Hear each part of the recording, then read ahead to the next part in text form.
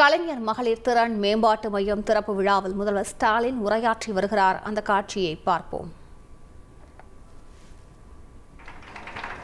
என்ன ஆச்சரியம் என்றால், இவ்வளவு அமைதியாக உட்கார்ந்திருக்கிறீர்களே.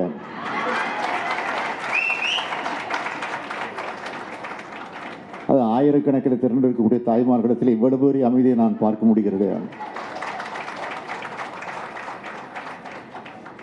4 பெண்கள் இருந்தால் அந்த இடம் எப்படி இருக்கும் என்பது எல்லாருக்கும் தெரியும். ஆனால் ஆயிரக்கணக்கில் திரண்டிருக்கக்கூடிய தாய்மார்கள், சகோதரிகள் இவ்வளவு அமைதியாக இருப்பதை நான் இங்கு தான் பார்க்கிறேன், இந்த தொகுதியில் தான் பார்க்கிறேன். இதுதான்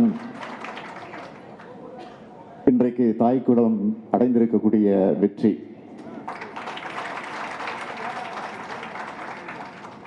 அப்படிப்பட்ட இந்த சிறப்பான நிகழ்ச்சியில் நீங்கள் எல்லாம் கலந்து கொண்டிருக்கிறீர்கள்.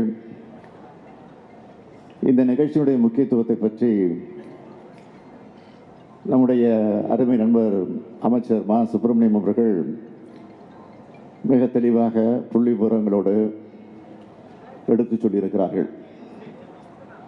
ஆகவே தொடர்ந்து உரையாற்றக்கூடிய நானும் சுருக்கமாக உங்களிடத்தில் எடுத்து வைக்க விரும்புவது, முதல்ல நேற்றைய தினம் புத்தாண்டு பிறந்து நான் கலந்து கொள்ளக்கூடிய முதல் நிகழ்ச்சி இந்த நிகழ்ச்சி. அதில் எனக்கு மிகுந்த மகிழ்ச்சி. புத்தாண்டிற்கு முன்னாடி நான் பங்கேற்ற நிகழ்ச்சிகளில் ஒன்றா புதுமை பெண் விரிவாக்க திட்டம் இருப்பது ஒரு குறிப்பிடத்தக்க வகையில், பெருமைப்படத்தக்கக்கூடிய வகையில் அமைந்திருக்கிறது. திராவிட இயக்க சமூகத்தில் இருக்கக்கூடிய ஏற்றத்தாழ்வுகளை நீக்கி சமத்துவத்தை நிலைநாட்ட உருவான இயக்கம்தான் நம்முடைய இயக்கம். அதில் பாலின சமத்துவம் முக்கியமான ஒன்று. பெண்களுடைய உரிமைகளுக்காகவும் அவர்களுடைய முன்னேற்றத்திற்காகவும் ஏராளமான திட்டங்களை நம்முடைய திராவிட முன்னேற்ற கழகத்துடைய அரசு ஏற்கனவே அண்ணா காலத்தில், கலைஞர் காலத்தில் பல்வேறு திட்டங்களை நிறைவேற்றியிருந்தாலும், அதை தொடர்ந்து இன்றைக்கு பொறுப்பேற்றுக் கொண்டிருக்கக்கூடிய நம்முடைய அரசு அண்ணா வழியில், கலைஞர் வழியில் தந்தை பெரியார் எந்த கனவை கண்டு கொண்டிருந்தாரோ, எதற்காக வாழ்நாள் முழுவதும் போராடினாரோ, அந்த எண்ணங்கள் எல்லாம் நிறைவேற்றப்படக்கூடிய வகையில் இன்றைக்கு பல்வேறு திட்டங்கள் நிறைவேற்றப்பட்டு கொண்டிருக்கிறது. குறிப்பாக சொல்லணும்னா, அரசு பணிகளில் மகளிருக்கு இடஒதுக்கீடு, மகளிர் சுய உதவி குழுக்கள், சொத்துல பெண்களுக்கு சம உரிமை, இப்படி பல்வேறு திட்டங்களை நிறைய சொல்லலாம். பெண்களுடைய பொருளாதார தன்னிறைவுக்காகவும் பல திட்டங்களை நம்முடைய திராவிட மாடல் ஆட்சியில் நாம் தொடர்ந்து தீட்டி வந்து கொண்டிருக்கிறோம். பெண்கள் கல்வி பெறணும் என்பதை தாண்டி அதனுடைய அடுத்த கட்டமாக இன்னைக்கு பெண்களுடைய உயர்கல்வியை உறுதி செய்யக்கூடிய வகையில் நாம் திட்டங்களை தீட்டி வருகிறோம். கலைஞர் மகளிர் உரிமை திட்டம், அதாவது விடியல் பயணம் திட்டம், அதைத் தொடர்ந்து புதுமை பெண் திட்டம், பணிபுரிந்து கொண்டிருக்கக்கூடிய பெண்களுக்கான தோழி விடுதி, ஹாஸ்டல், இப்படி ஒவ்வொரு திட்டமே பெண்களுடைய கல்வி அறிவு பெறணும், பெண்கள் நல்ல வேலைக்கு போகணும், பெண்கள் அதிகாரத்தில் போய் அமரணும், பெண்கள் உலக அறிவை பெறணும் என்பதற்காகத்தான் இதையெல்லாம் இன்றைக்கு நாம் செயல்படுத்திக் கொண்டிருக்கிறோம். இதற்கு காரணம், பெண்கள் உயர்ந்தால்தான் ஒரு சமூகம் நிமிர்ந்து நிற்க முடியும். அதனால்தான் பெண்ணிடமை தீர மட்டும் பேசும் திருநாட்டு மண்ணிடமை தீர்வருதல் முற்கொம்பென்னு புரட்சி கவிஞர் பாவேந்தர் பாரதிதாசன் பாடினார். பெண்ணிடமை தீர்ந்து பெண் அதிகாரம் பெறும் அந்த மாற்றத்தை நோக்கி இன்றைக்கு தமிழ்நாடு மிக வேகமாக போய்கொண்டிருக்கிறது. அதற்காகத்தான் இத்தனை திட்டங்களை நாம் செயல்படுத்தி வருகிறோம். பெரிய அளவிலான பல திட்டங்களை இப்படி நம்ம அரசு செஞ்சுக்கிட்டு வந்தாலும், சின்ன சின்ன அளவிலான திட்டங்களும் ரொம்ப முக்கியமாக அமைந்திருக்கிறது. அந்த வகையில் தான் என்னுடைய குளத்தூர் தொகுதியில் அனிதா பெயரில்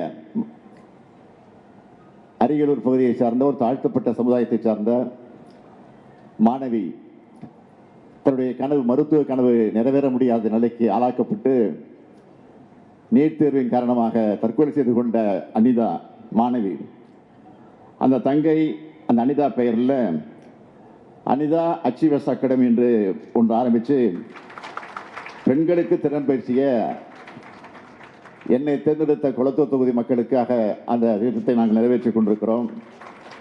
டேலி உள்ளிட்ட கணினி சார்ந்த படிப்புகள், இலவச மடிக்கணினி, தையல் பயிற்சி உள்ளிட்ட பல பயிற்சிகளை பெண்கள் முடித்து இன்னைக்கு அவங்கெல்லாம் நல்ல நிலையில் இருந்து கொண்டிருக்கிறார்கள். தொடர்ந்து அந்த நிலைக்கு போய் கொண்டிருக்கிறார்கள். குளத்தூர் தொகுதியில் அந்த அனிதா ஆட்சியர் சார்பில் நடைபெறக்கூடிய நிகழ்ச்சியில் நான் கலந்து கொள்ளும் போது அதை அவங்க சொல்லி கேட்குறப்போ எனக்கு ஏற்படக்கூடிய மகிழ்ச்சி அளவிட முடியாத அளவில் அமைந்திருக்கும், பெருமையும் சேரும். அதே போல தான் இன்றைக்கு இந்த சைதை தொகுதியில் நம்முடைய அமைச்சர் மாண்புமிகு மாசு அவர்கள் முன்னெடுப்பில் இன்னைக்கு கலைஞர் மகளிர் திறன் மேம்பாட்டு மையம் தொடங்கப்படுகிறது. நேச்சுரல்ஸ் மூலமாகவும் உஷா நிறுவனம் மூலமாகவும் மகளிருக்கு திறன் பயிற்சி கிடைக்கப் போகுது. குளத்தூர் அனிதா ஆட்சியர்ஸ் அகாடமி போல இந்த கலைஞர் திறன் மேம்பாட்டு மையத்திலும் டேலி பயிற்சி வழங்கப்படுகிறது. அதுவும் ஒவ்வொரு ஆண்டும் 2000 பேருக்கு இந்த பயிற்சிகளை தந்து அவங்க வாழ்க்கையில் ஒரு அடி முன்னேறி நிற்க மாசு அவர்கள் இன்றைக்கு உதவி இருக்கிறார். சைதை தொகுதியாகட்டும், ஏன் இந்த தென் சென்னை தெற்கு மாவட்ட கழகமாகட்டும், அதிலிருந்து மாசு அவர்களை பிரிக்கவே முடியாது.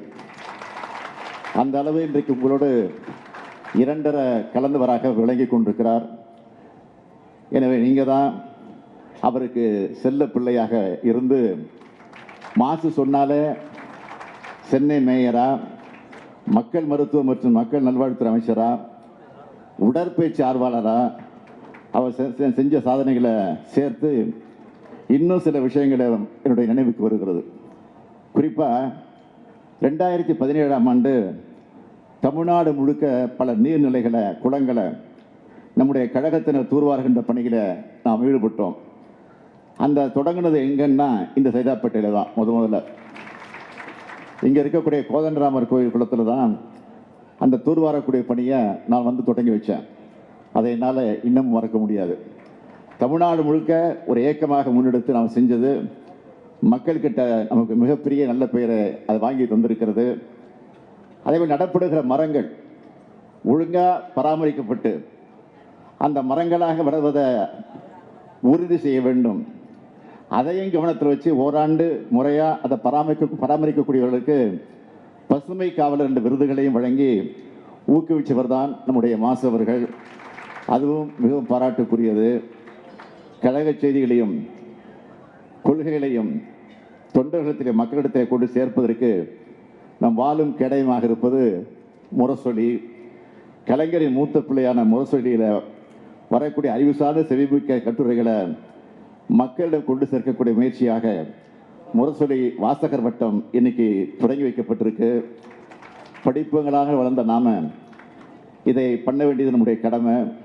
அதுக்கு என்னுடைய பாராட்டுக்கள். மக்கள் பணியானாலும் கழக பணியானாலும் முன்னிலையில் நிற்கக்கூடியவர் தான் நம்முடைய மாசு அவர்கள். அவர் எதை பண்ணாலும் ஒரு குறுகிய கால திட்டமாகவோ சின்ன திட்டமாகவோ இருக்காது. எதையும் பேருக்கு தொடங்கி வச்சு பாதியில் விடுகிறவர் அவர் அல்ல. மாரத்தான் போல நீண்ட நெடிய பல காலத்துக்கு நிலைக்கக்கூடிய திட்டமாகத்தான் அது இருக்கும். அதுபோலத்தான் இன்னைக்கு இங்கே தொடங்கி வச்சிருக்கக்கூடிய கலைஞர் மகளிர் திறன் மேம்பாட்டு மையம் இருக்கும் என நான் நிச்சயமாக நம்புகிறேன். அவருடைய இந்த மாரத்தான் பயணம் சாதாரண பயணமாக அல்ல, சாதனை பயணமாக என்றென்றும் தொடரட்டும் என்று வாழ்த்தி விடைபெறுகிறேன். நன்றி, வணக்கம். செய்திகளை உடனுக்குடன் தெரிந்து கொள்ள உடனே சப்ஸ்கிரைப் பண்ணுங்க.